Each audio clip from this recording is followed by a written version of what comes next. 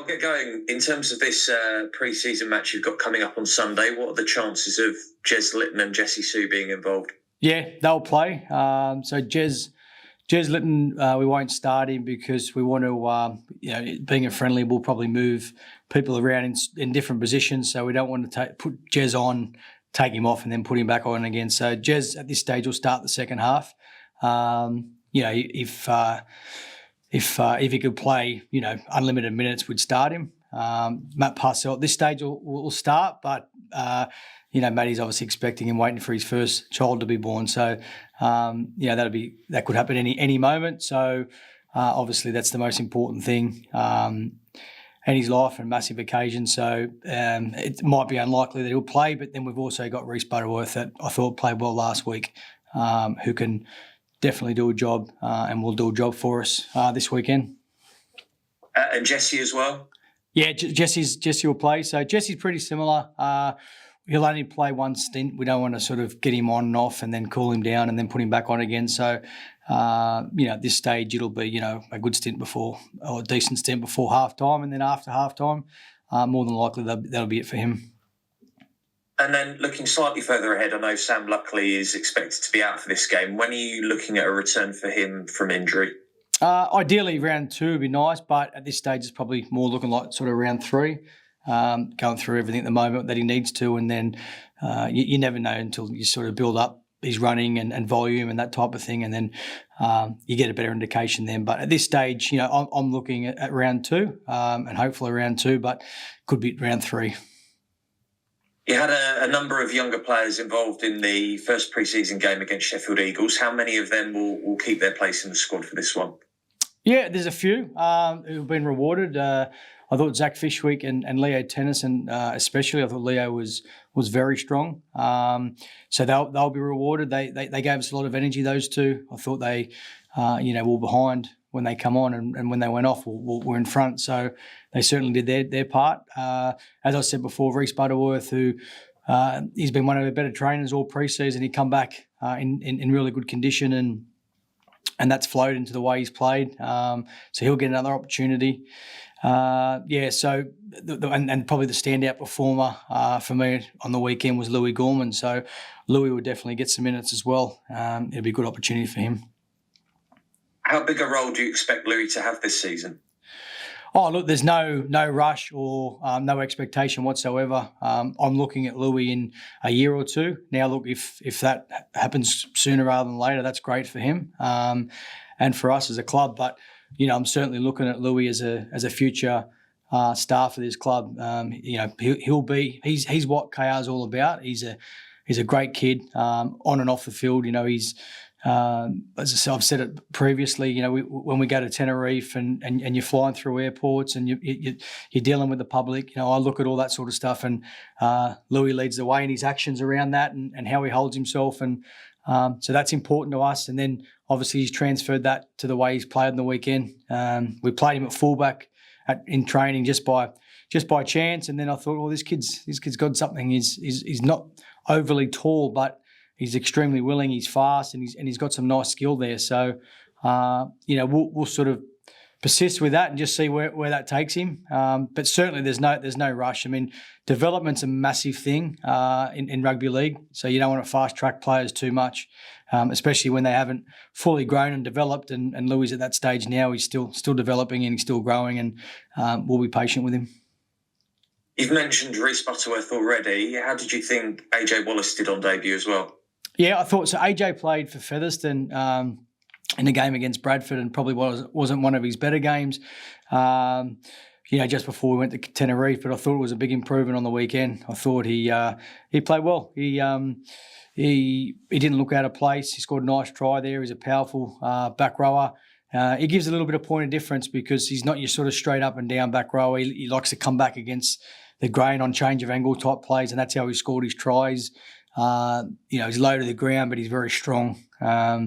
So someone like AJ, he's never been in a full-time environment before. So again, we're not going to see the best of him. And this time next year, he's going to be a far better player than he is now. So he just needs to keep being consistent and just work hard, and then when he gets his opportunities to play, whether it be reserves or championship, take those with both hands and show us what he's got. You touched on Featherstone there. Will they be your dual registration partners again this season? Yeah, so this is the first time that we've done it with them. So this is this is the first. So they had a friendly, I think it was a friendly against Bradford. I went out and watched AJ play that game, and that was the first game that we've had a player play. But yes, this will be the first year with Featherstone. Looking elsewhere, you've talked about this before, but what role do you envisage Corey Hall having this season, as you played him in a slightly different position than normal? Yeah, so Corey's one pretty much gone after the preseason. He's been one of our standout trainers, and just his attitude towards preseason was. We had a good conversation recently, and he just obviously very young. He's only 21. He's just had a baby recently. So now I think 8 months ago was his baby was born, and it's massive change, isn't it? Like to be a 21-year-old young man to have a newborn, it's a huge responsibility, and it's a big change in your life. So I think probably looking back now, he was travelling over, and he had a lot going on. So we played him, and then he was out of the team, and he probably struggled with that a little bit. The thing with Corey that I want to see, and I think it's important again, is patience. It's Corey in 2 years' time is the player that we're all going to get excited about, and that's not to say that Corey's not going to play a massive part in what we do this year. He will, and that's the reason why I'm playing Corey, or we are playing Corey in the back row at the moment, just to give us more depth in that area, but to give Corey the best opportunity to make the team, because he's certainly pushing at the moment. Looking at your coaching setup as well, how are you getting on with Danny Ward at the moment as your new assistant? Yeah, he's awesome. He's fitting straight well into our team. He obviously brings experience. He's been a head coach before, and there's no doubt he'll be a head coach down the track. He's a character. He brings some really good energy. As I said, he's fit into the KR family extremely well, and looks like he's enjoying his time here, which is good. So he's well supported. We've got a large coaching group. Obviously Dave Hodgson and Sean Kenny Down and Brett Delaney, who Brett and Wardy work closely together with our defence, and they're building a nice relationship. In what they're doing and what they're bringing to the squad. So we've got a good balance with our staff. You mentioned Sean. How's he settling into coaching? Yeah, really well.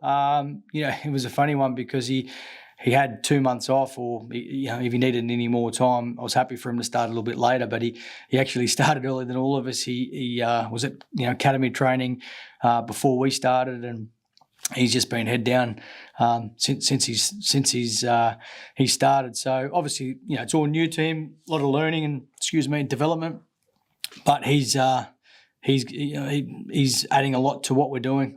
Sean's looking after our pathways, and he's our reserve grade coach as well. But he's got a role with our outside backs. He helps with our kick catch, and as I said, specifically, developing our outside backs, both senior level and junior level. Just looking at recruitment, Willie, before we get on to the Leeds game, what's the latest on your attempts to get a new full half back and forward in? Yeah, nothing to tell at this stage. Look, it's one of those. I think, obviously, we're going to get linked to certain players, and names are going to get tossed up. But I think it's one of those where, hopefully, when we've got something to give, then we'll be able to give to our fans and let everyone know. But at this stage, it's one of those. It's as I said before, it's a difficult situation because players are locked into contracts, and I think we need to see things unfold. And as I said before, it'll be where a club might not think that a player suited to them, or vice versa, and then they're happy to let the player go. But until that happens, there's nothing that we can sort of do at the moment. And have you done any work in terms of recruitment for 2025 yet? You're always looking at recruitment. You're always discussing it. It's evolving. You talk about 26. So the answer is yes. You're always discussing recruitment. Is Tom Davis a player that you're looking at for 2025 at all? Well, at this stage, we need to wait and see what happens with his situation, with Catalan. So that'll be one that we'll look at mid-year if he's still available. I think Tom's a very good player. but we need to wait and see what happens with Ryan Hall. Hall is going to have every opportunity to prove himself, and if he wants to go again the year after, and he's still doing the same thing, then Hawley will be playing the year after. But so we need to see how that unfolds, and I'll have conversations with Hawley before we have conversations with anyone else. What has Ryan said to you about next season at the moment? He wants to play till he's 50. So don't blame him. Yeah, I don't blame him either. He's a special human. He's the way that he approaches the game, and the way and how professional he is, and how much he knows his body. You can never put a limit on him. So I'm not going to say, oh, this is his last year. Look, from what I'm led to believe, it didn't happen to me because I finished a lot earlier. But there's times that you wake up and when you get to a certain age and you go, I can't do it anymore. Unless I'm seeing it, like if I see that he's starting to paddle a little bit, obviously we'll have a conversation around, this is what I'm seeing, how you're feeling. But at the moment, I've seen nothing but I don't even look at the age or what his number is, because I'm just looking at his actions, and there's nothing to me saying that he's slowing down at this stage. As I said, that may change, with a full season again, but it'd be one of those where I'd like to think that, and respectfully for him, that he can come to me and say, look, my time's up, or look, I'm willing to go again, and I want to go again, and these are the reasons why. This is the evidence. I think it's you're always proving yourself in this game, regardless of coach, player, whatever it is. You're only as good as your last game, so to speak. So, as a team, we need to build again. We need to prove it again, and as individuals, we need to do the same as well. So, Hawley's no different there, but I certainly don't see him slowing down at this stage. That's for sure. On to Leeds Rhinos on Sunday. Have you picked a goal kicker for this season ahead of this game? Yeah, so we're going to go with Peter Hiku. He'll goal kick. So him and James Batchelor were probably the last two standing that were sort of neck and neck. At the moment, we're going to go with Petter and see how that goes. But we've got some capable backup kickers. As I said, Batch's, he'll be ready to go as well. What swayed your decision to go with Petter in the end? Oh, we had some in-house sort of competitions and put them under the pump a little bit. And there was nothing in it, absolutely nothing in it. We've got a kicking coach as well that comes in, and I'll obviously consult with him. And there's not much in it at all. Now it's about just seeing how Petter does it in games and under pressure. And then, as I said to Batch, I'm sure that he'll have opportunity, and we need to have a backup kicker. But Batch will kick at some stage. It's just a matter of when. Looking at this game, you played 2 pre-season games before the derby. Hull FC have 3. What's the thinking behind you playing just the 2? Yeah, I mean, you need to play friendlies, but personally, I'm not a massive fan of friendlies, although they're important. They're important for a lot of different reasons. They're important because sometimes you don't know what your round one team's going to be, and that's the case at the moment. So players are still fighting for positions. So obviously that's important. But sometimes, I'm a believer, if you play too many trials, then round one feels like round 2 or round 3, where round one's round 1, and we're building for that. We haven't looked at anything of Leeds this week. We're not even, we're not discussing the opposition. We're still in preseason mode, and that's how we've planned this week, and it's been planned like that for a long time. So our players going to, feel great on game day. Hopefully they are, but they're not going to feel like they normally do, and the reason is because we're still in preseason mode as far as we're concerned, because our sole focus is building towards round 1. That's our focus. But anytime you put a KR jersey on, then you need to play a certain way. So we obviously want to be consistent and committed to that. As a result, then, how much should we read into the starting 13 that you pick on Sunday ahead of the new season? Yeah, I mean, I'm sure people will read into it, but as I said before, I've already indicated that Jez Litton at this stage would have been the 9, starting 9. That's, there's no secret there that he's got the 9 jersey now for a reason. He's not a young pup anymore. He's mid-20s, and Matty and I have had some some conversations, and Matty knows exactly where he's at and where Jez is at, and Matty's still going to be very, very important to us, but we need to progress, and it's time for Jez now own that number 9, that hooking role. He's, as I said, he's mid-20s now.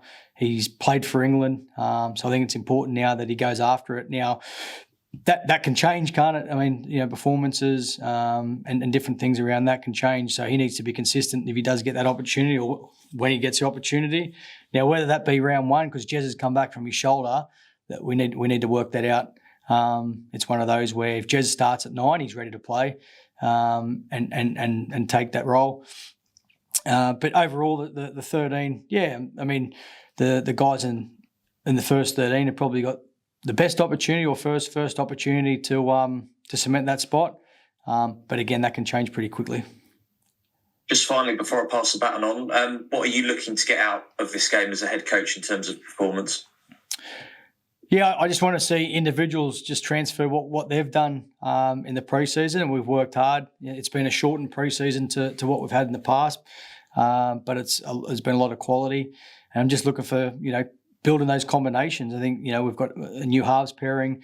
There's a lot of new faces. There's a lot of new players in our side, so it's just building those combinations. But individually, mainly, is around our defence. That's number 1 that we're looking at, and I'll be looking at individuals, what they're doing defensively, and just how hard they work for each other. They're sort of key ingredients to what we do for majority of the year, and that'll be the same whether it's a friendly or first game of the year.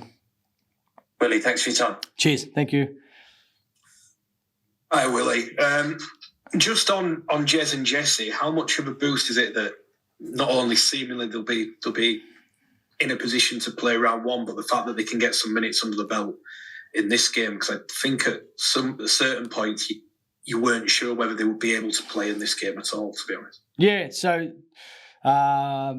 Jesse's worked extremely hard. Jesse's one, I mean, you only have to look at him when he takes his shirt off of how fit he is. So in terms of what goes in his mouth with food and his diet, and then pretty much it's what Jess has been able to control, being off feet. He's done exceptionally well, and that was a big part of me bringing Jesse over. Was when I first signed, is I wanted to bring in professionals. I wanted to bring in players that when someone like Jess walked around with his shirt off, that people will look at him and go, "Wow, that's a professional there." And that's what he's shown. Jess has shown that since he's been injured. Like, he got injured for 16 weeks, and then he's come back for a couple of games and then got injured again for another 16 weeks. It's extremely hard to take for players. There's nothing worse when you're a player and you get injured. Touch wood, players doing their ACLs and all that sort of stuff. It's awful. So pretty much Jess has gone through that. But then it's how they started to get tested individually, mentally, because they think, well, I can just put that in my mouth because it don't really matter because I'm not playing, or I don't have to do that because I'm not playing for another 20 weeks or whatever it is, where Jess has made sure that he's gone after every single day and he's consistent with what he's done. So that's why he's back. That's why he's back early. And I wasn't sure because you get a time frame from the physios that this is the norm. But then, Jess is still, it's not as if we're bringing him back too early or he's getting rushed back. He's ready to play, but he'll play limited minutes. And Jez is one where, mate, we need to just see where he's at. He started his contact, and then we'll get a better indication this week of where he's fully at going into round 1. We know that Sam Luckley, as you said, won't be available. Is there anyone else that won't be available for varying reasons?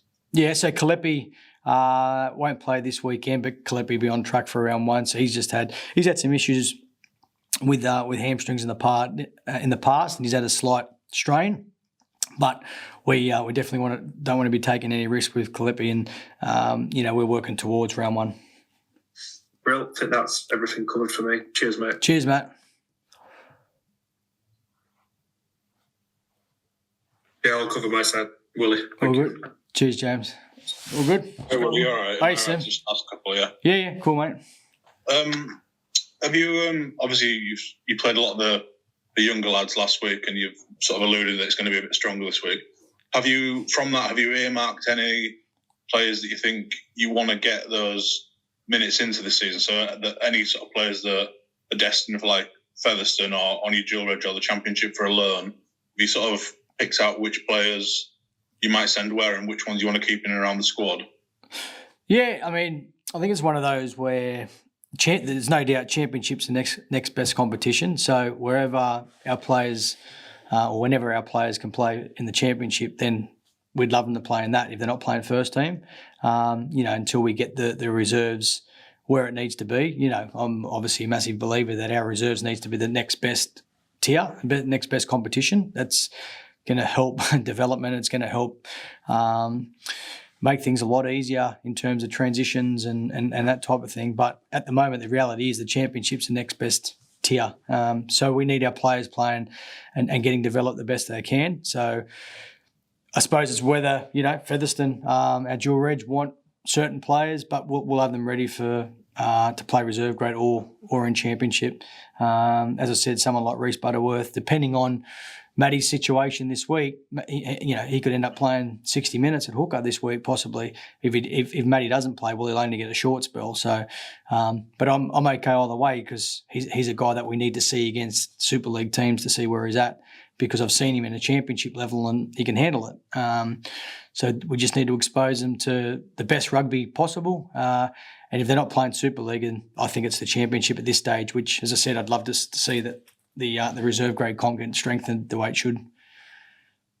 And just on Featherstone, obviously you mentioned AJ Wallace had a game there earlier in the pre-season. Has James Ford indicated that he's interested in specific positions, or was it just a case that on that occasion he needed a second rower? Yeah, so on that occasion he needed a second rower. So James was in today, actually. He came in and watched our session. So it was good, obviously, building a relationship with those guys, and good for him to see our players live and see, who the guys that are fringe players at the moment, whether they would make his team or suited to his team. And so he'll get a better indication today of what he's thinking. But it'll be one of those where, if he needs a centre, what do you got? We'll give him some names and options and then take it from there. That's probably how it'll work. It certainly won't be us saying you've got to take that guy, because he's got a squad himself and he's got players that work all day, then they go and train that night, and it's a big ask. So I'm sure that he'll want to give them game time as well. Yeah, and just finally, I know that last year at the Super League launch, Tom Opicic said something along the lines of, when asked about what the goal for the season was, I think he said just to go win the grand final. And I think at the time, fans maybe thought, well, he's maybe aiming a bit high, or they maybe thought it was just like a sort of media style answer. But silverware or making Old Trafford has got to be the goal this season, right?